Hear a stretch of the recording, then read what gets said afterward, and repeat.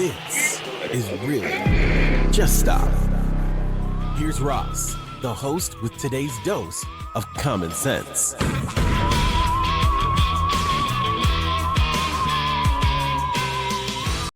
Hey, welcome back, everybody. How are you? Bam. No transition there. It's just like cut to the main thing. I'm playing around with some stuff. Don't worry about it. Today, we're going to talk about the J6 pipe bomber again. The reason why we're talking about it again is because I've already had to talk about it twice, maybe three times on here because of what's been going on with that investigation. Well, today they arrested somebody, and it's not Shauni Kerkhoff, like I said it wouldn't be. So even though the FBI cleared her a few days ago, and it wasn't right to begin with. Now, in one of these videos at some point while doing this show, I mentioned that I didn't think that the bomber was a woman, but I don't know, I guess that turned out to be true as well. And people were wondering why the face, even though there was very little of the face that was visible, and sometimes it was blurred when the pictures were released, and I think they were doing that to hide the person's ethnicity so that it didn't taint the eyewitness or any kind of witnesses that came forward, kind of make them think that it was one person over another. But anyway, they have now made an arrest, and this guy, Brian Jerome Cole Jr., is a 30-year-old Northern Virginia resident. I believe it said Woodbridge, Virginia is where he's from. And 5 years ago, he planted these bombs, according to the FBI. They arrested him today. They searched his residence. He has no criminal record outside of a few moving violations. Got some tickets since the time of the J6 pipe bombing thing. We don't really know anything else about him. And there are some pictures out there. There are a lot of guys named Brian Cole Jr. and Brian Cole. So I'm not even sure if any of the photographs that I've seen, I guess I've only seen one of this person. I don't know if it's the right person, so I'm not going to share it. Who knows? In this age, you don't know what's what yet. So until they officially come out and say, this is the guy, here's his booking photo or whatever, I don't know. I don't think I'm going to share it, at least until somebody else has some confirmation, because there's no way for me to confirm it. So I just don't want to put his face out there and have that be the wrong guy, just like Shauni Kerkhoff, and just like it's happened many times before. So I'm not going to participate in that. But Brian Cole Jr. apparently built these crappy pipe bombs and dropped them off at the RNC and DNC headquarters on the night of January 5th before the January 6th thing. Now, it's going to be interesting to find out if he had any involvement in January 6th, or if this just happened to be a coincidence, that it was something else. He was trying to make a point about something else. I mean, nobody could really... All right, well, some people could, because there was a plan to invade the Capitol. We know that now. And so some people did know that that was going to happen. So could it have been some sort of a ploy to, divide the forces that were on scene and make it easier to do that? I don't know. Was this person involved in J6 at all? Don't know. I'm looking forward to finding out those things, because it might be completely unrelated. This guy might have just been a nut job. I mean, he didn't even know there was going to be a gathering on January 6th or whatever. That would be funny, that it just happened to be a coincidence that it happened that day. I suspect there's a little more to it than that, but I really want to know if this person attended the January 6th rallies, and if they were involved in any way outside of that. If they were involved in any of those organizations like the Proud Boys and the Oath Keepers and those guys who were involved in the literal planning of an insurrection.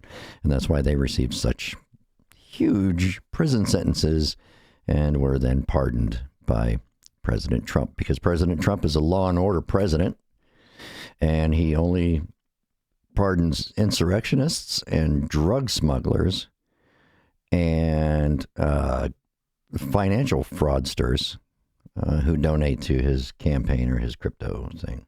Mm-hmm. That's my TARDIS cup. Oh, boy. Anyhow, so this is a big development, and I'm sure a lot of people are like, what the hell took so long? Well, some people are speculating that the FBI, assigned a new task force to it or whatever, and they got some fresh eyes on it and reviewed some of the existing evidence. And one of the things that I read, and again, these are still early reports, and I don't know if there's any validity to it, but one of the things that popped up earlier was that this guy was on their radar before, that he was a suspect before, and maybe fell through the cracks or something, but they knew who this guy was from previous investigations or something into this incident. But I don't know. It's another thing I'm going to be curious about for a while until they come out and explain that, and that can happen. I mean, if you've got a list of suspects and you don't have anything definitive about any of them, then it can just sit there for a long time until some new evidence comes to light. And we don't know if that happened or not. I suspect that they saw something and it was maybe something that somebody didn't catch the first time around. And once they got some fresh eyes on it, they were like, oh, hey, look at this. Maybe we should go look at this guy. And I wonder if the impetus to some of it was that they erroneously, not them, but Shauni Ray Kerkhoff was publicly outed and accused of being the J6 pipe bomber. I wonder if that gave them a new sense of urgency, because these media, quote unquote, air quotes, media outlets were going to start naming people and throwing people under the bus and accusing them of major crimes. So the FBI kind of felt a little renewed urgency that they needed to really buckle down and see if they could at least arrest somebody. And so hopefully this is the right guy that they arrested, and they just weren't, let's pick one. I don't know. There's a bunch of guys. Let's pick one. But I was not convinced that the suspect was female anyway, and it had to do with the way the person stood when they were standing still.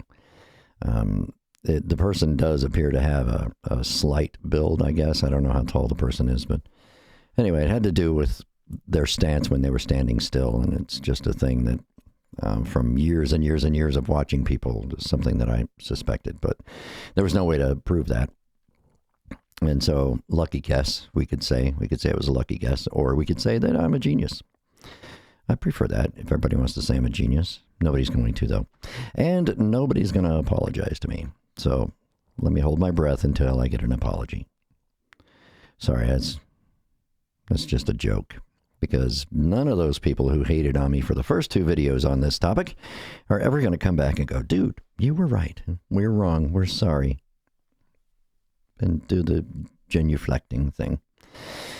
But it's an interesting development, and I'm very eager to learn more about this guy and more about the evidence against him. I don't know what they're going to release, because now you have to protect the case. Once you make an arrest, you have to protect the case and the evidence, and so they can't actually release everything publicly and say this is why we arrested him, because they still have to charge him and put him on trial and convict him with the evidence that they have, or the evidence that they're going to gather now from his house or whatever. 5 years is a long time to dispose of a lot of evidence.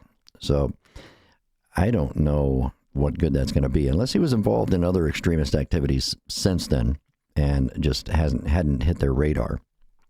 So there's that possibility.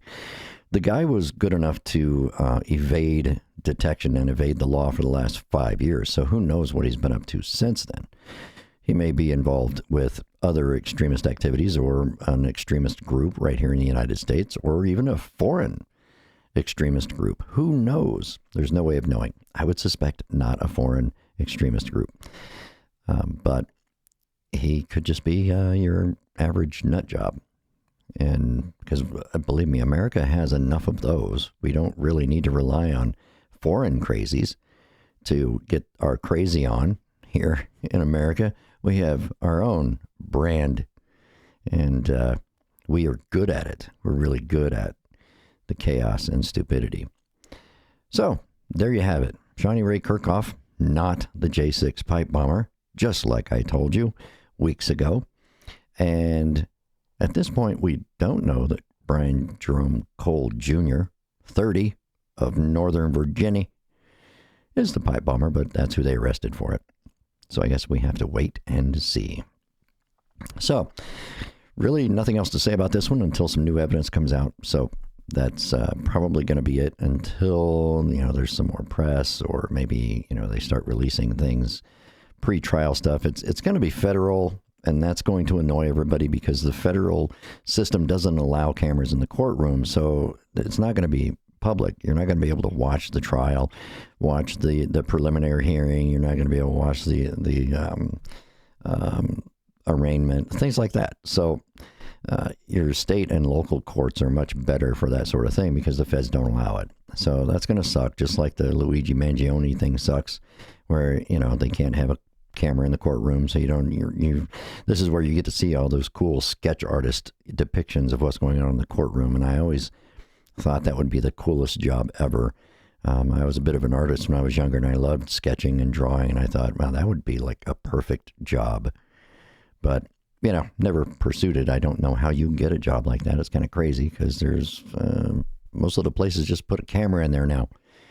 So probably not going to know much about that. Just like the Luigi case, it'd be like after a week of hearings or something, somebody will come out and say something, and we'll get little pieces of information that might help us put a puzzle together. So hopefully they got the right guy this time, and it's resolved and it's over with. But I guess only time will tell.